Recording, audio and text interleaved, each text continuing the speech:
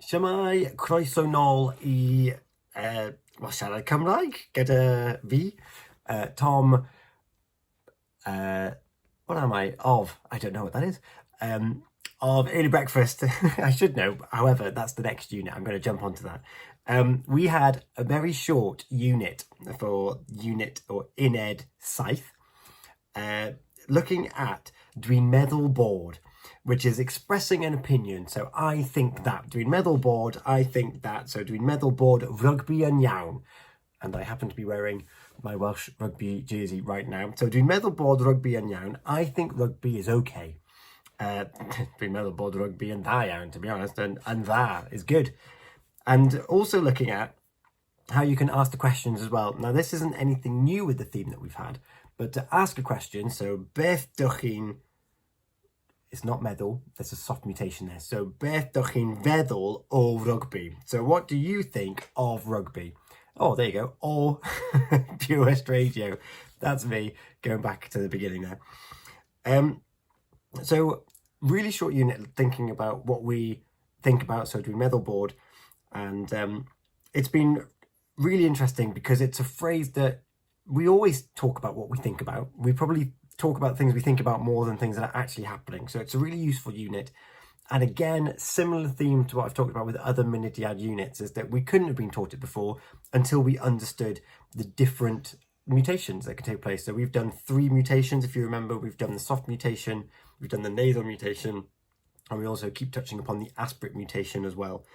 And you need to know them because we're talking about twos and ofs and ns, which all carry with them their own mutations, as does your something, so de something, or my something, the something. They all carry their own mutations.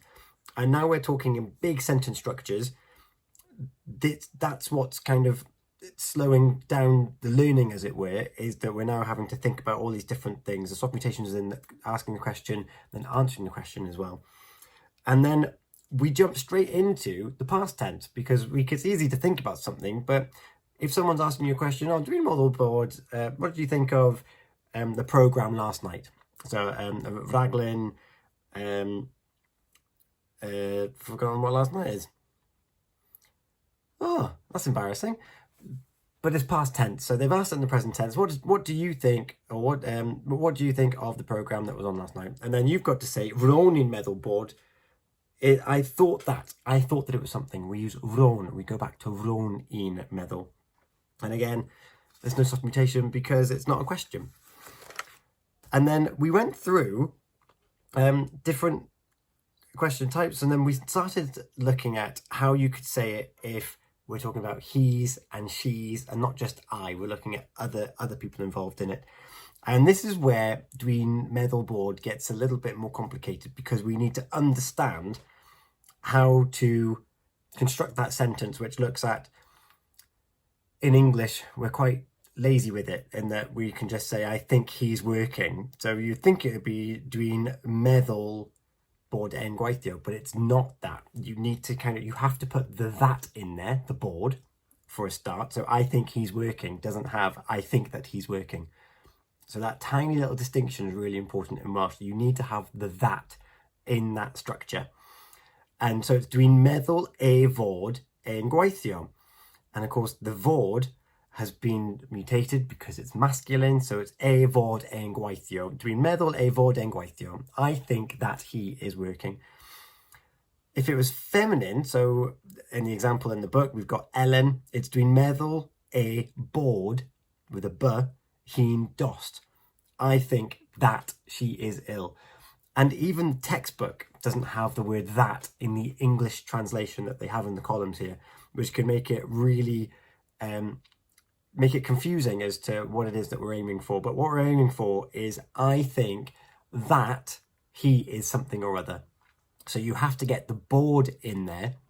But in order to get the board with the correct person in mind, you've got to say e fod e'n gweithio or e bod hi'n dost. So you've got fod and board because of a soft mutation. And then we've got he's and she's, and we've got me's and you's. You then have to go through the kind of ew bod whom dowel. So you still keep with the board, so you've got that structure of the a bod, nhw, or vod, ein, bod, hyn, and you kind of build up your sentence structures that way, and it saves you having to talk about the subject each and every time. You just talk about he's and she's, which gets even more complicated when you're talking about a subject that you might not necessarily know if it's masculine or feminine, like the actual word itself. And we had an example to do with the radio is masculine, so I think that the radio is good. It'd be between meddwl, fod, and great. I think that it is great. If you're talking about the program on the radio, a rhaglen, that's feminine. So you then got to go between meddwl, bod, hyn, great. I think that the program, the rhaglen, is great. So understanding what's masculine and feminine is now playing an even greater part in our learning journey with learning Welsh. And even Bydig and Richard both say that it's amazing how when you're younger and you're learning, you just pick it up, and you do. Like, I've learned French in the past, and you do just learn what's le, what's la, what's lay, what's L apostrophe. It just kind of happens. And most of the time, you kind of guess. And if you're trying to learn and you're not sure, you just got to try one. It's essentially a 50-50 chance. So just try your best. And if you're with some Welsh speakers, they might say, "Oh, that didn't sound right. Maybe I think it's this." And you may even catch them off guard, and they'll be like, "Oh, is it that one? Is it not that one?" We also did, as we always do, a sgwrs, a listening exercise. And I was quite pleased because, disclaimer or disclosure, I was on a bus during lesson 2 this week, so I couldn't actually get my folder, my book out with me. And we went through this listening exercise. I had my headphones in, and I was trying to listen. And I was really pleased with how many dwi'n meddwls I picked out of the conversation and what they were thinking about without any text in front of me. Because when you're in a lesson, the book's just there. There's no one policing you. But when you physically don't have it, which has happened to me twice now in the last 2 or 3 weeks, I've been really pleased with how much my listening has increased. And as Richard said when we went through it, that sentence a year ago would have mainly been gobbledygook. We would have got nesa next, and we might have got hoil, which is bye. And it's really cool how we're picking out all these different bits and pieces. We understand what they mean. We understand why they're being constructed in the way they're being constructed. And we're able to pick out the kind of where the emphasis is, where the humour is, where the different bits and pieces are. So that's been really cool to actually have an understanding of that. The limitations of the course that we're on, we've got great flexibility. I had a lesson on a bus because it's all online, but we're doing 2 years in one. So what you might have is the benefit of learning these units over a longer period of time with a bit more independent study, whereas we are rifling through them.